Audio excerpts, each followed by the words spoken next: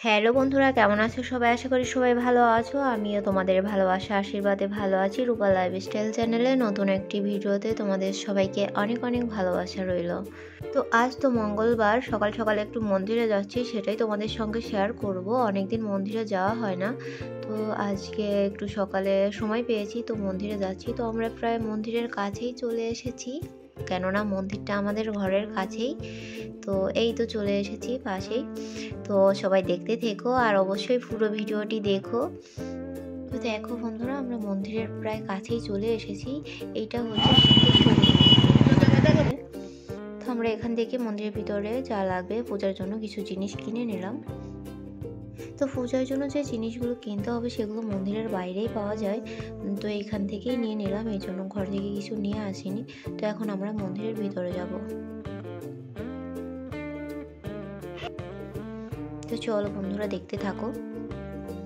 তো এখানে কম বেশি অনেকগুলো ঠাকুরই আছে। তো এক একটা ঠাকুরের জন্য আলাদা আলাদা করে ছোট ছোট মন্দির করা আছে। তো সেগুলোই আমি এখন প্রণাম করব। তো আমার বরকে একটু ভিডিও করতে বলেছিলাম, সে তো আমাকেই ভিডিও করে নিয়েছে।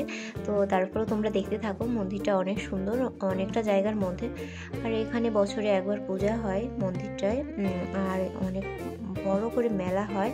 তো আমি আগের বছরে মেলাটা দেখেছি, তো সেভাবে তোমাদের সঙ্গে শেয়ার করা হয় না, কেননা এতটাই লোক হয় যে মানে ভিডিও করার মতন তেমন কোনোই পরিস্থিতি থাকে না। তো আমি এখানকার ঠাকুরকে প্রণাম করে এখানে ধূপকাঠি ধরাচ্ছি। আমরা খুব সকালে এসেছি। এখানে আমরা আসার পরেই মন্দিরের যে মেন ঠাকুরের গেটটা সেটা খোলা হয়েছে। বেশিরভাগ সময় এখানে সন্ধ্যার আগে বা বিকেল টাইমে লোক হয়, পূজা দিতে আসে, বাইরে থেকে অনেক লোক আসে। তো আমি আজকে সকাল সকালই এসেছি। বন্ধুরা তোমরা দেখতে থাকো, অবশ্যই তোমাদের ভালো লাগবে, কেননা মন্দিরে এলে সবারই মন ভালো হয়ে যায়, মন যতই খারাপ থাকুক।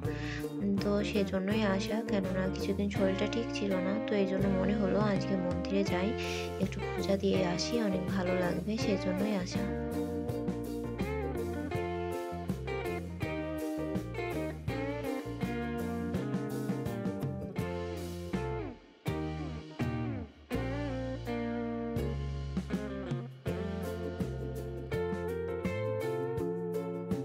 তো আরেকটা কথা না বললেই নয়, আমি যখন এই মন্দিরে আসি তখন অতটা খেয়াল করিনি।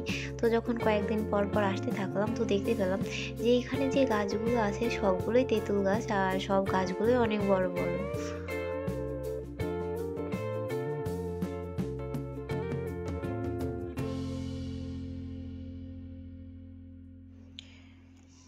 তো দেখো বন্ধুরা, এটা হচ্ছে মেন যে ঠাকুরটা এই মন্দিরের, যে সিদ্ধেশ্বরী মাতা মন্দির, সেই মন্দিরের মেন ঠাকুরটা। তো আমি এখানে এলাম, প্রণাম করলাম, ধূপকাঠি ধরালাম। তো আমার তো প্রণাম করা হয়ে গেল। তো আলো এতটা কম ছিল যার জন্য ঠাকুরটাকে বেশি সুন্দর করে তোমাকে দেখাতে পারিনি।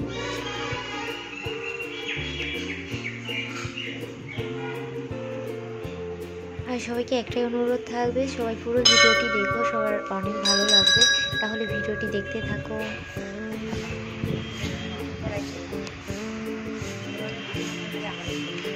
তো আমরা মন্দিরে তো পুরো ঘুরে ঘুরে প্রণাম করছিলাম আর চারপাশটা ঘুরছিলাম। তো এখানে দেখো মন্দিরের হয়তো কোনো একটা কাজ চলছিল। তো ভিডিওটি তোমাদের কেমন লাগছে অবশ্যই কমেন্ট করে জানিও। আমার তো মন্দিরে এলে খুবই ভালো লাগে, আর সবারই ভালো লাগে হয়তো। তো চলো ভিডিওটা দেখতে থাকো।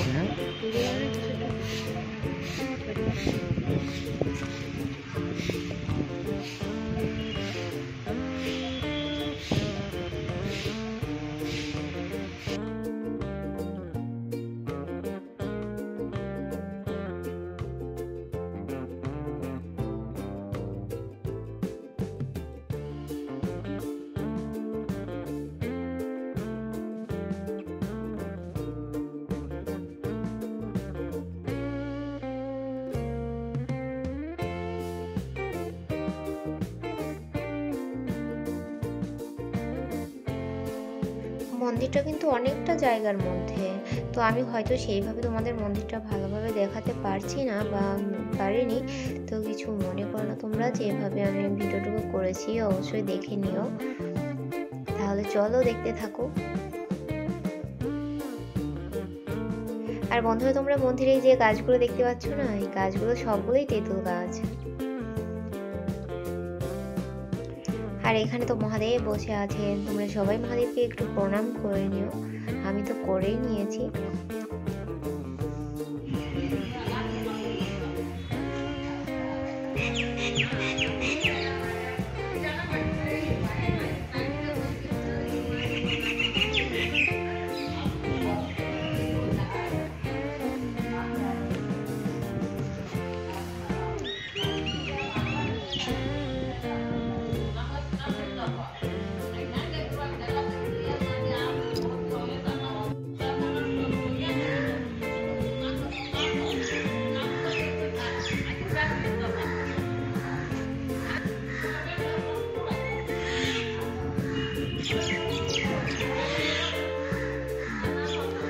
তো এখন আমাদের মন্দিরটা পুরো ঘোরা হয়ে গেছে, প্রণাম করা হয়ে গেছে, পূজা দেওয়া হয়ে গেছে। এখন আমরা বাইরে যাচ্ছি। তো বাইরে এটা হচ্ছে নন্দীজি, নন্দীজির ছোট মন্দির, আর পাশেই আছে গণেশ ঠাকুরের মন্দির। এই দেখো, তো আমরা গণেশ ঠাকুরকে প্রণাম করে এবার আমরা ঘরে এসে রওনা দিব। তো চলো, তো ঘরে চলে এসেছি। এখন বর বলল যে ঘরে কিছু খাবার বানাতে, তো আমি যেহেতু আজকে মঙ্গলবার তেমন কিছু খাবো না, তার কারণে বললাম ঠিক আছে তাহলে চলো কিছু নিমকি তৈরি করি। তো চলো, নিমকি তৈরি করার জন্য এখানে আটা নিয়ে নিয়েছি, আটা না ময়দা নিয়ে নিয়েছি। তো ময়দার মধ্যে এখন কিছুটা লবণ দিয়ে দিলাম, যেহেতু আমার কাছে কালো জিরাটা নেই এই জন্য কালো জিরাটা দিতে পারছি না, তোমরা চাইলে অবশ্যই দিয়ে নিতে পারো। তো আমি একদমই সিম্পল এবং সহজ পদ্ধতিতে নিমকিগুলো বানাবো। তো এখানে অল্প অল্প জল দিয়ে আটাটাকে এখন ভালোভাবে মেখে নিব। এই দেখো মাখা হয়ে গেছে, ডো তৈরি করে নিয়েছি। আমি একটু সংক্ষেপেই তোমাদের দেখাচ্ছি। তো ডো তৈরি করে নেওয়ার পরে দেখো এখানে আমি লিচি কেটে নিয়েছি, এগুলো এখন বেলে কেটে নিমকিগুলো ভাজবো। তো চলো তোমরা দেখতে থাকো। তো দেখো ডোগুলোকে আমি এরকম রুটির মতো করে বেলে নিয়েছি, বেশি শক্তও হবে না বেশি নরমও হবে না, এরকম করে রুটি করে নিয়েছি। তারপরে এগুলো লম্বা লম্বা করে কেটে নিব এখন নিমকি আকারে। তো দেখো আমার নিমকিগুলো কাটা হয়ে গেছে। তো এখন এগুলো ভাজার পালা, তার জন্য আমি কড়াইতে তেল বসিয়ে দিয়েছি। তেলটা গরম হলেই আমি নিমকিগুলো ভেজে নিব।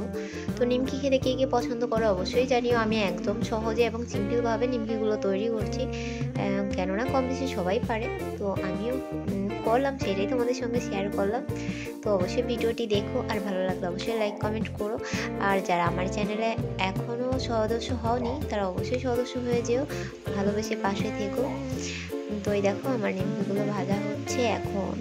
তো নিমকিগুলো কিন্তু খুব ফুলেছে, ঠিক আছে।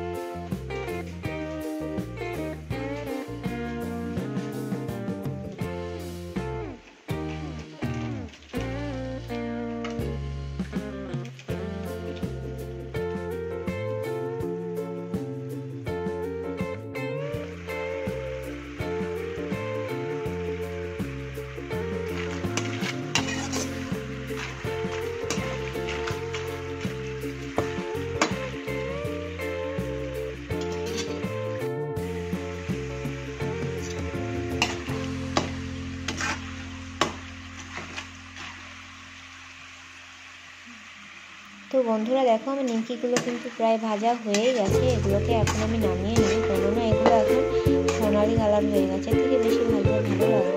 তো দেখো এখন এগুলো আমি নামিয়ে নেব। তো আমার ভিডিওটি তোমাদের কেমন লাগলো অবশ্যই লাইক কমেন্ট করে জানিও।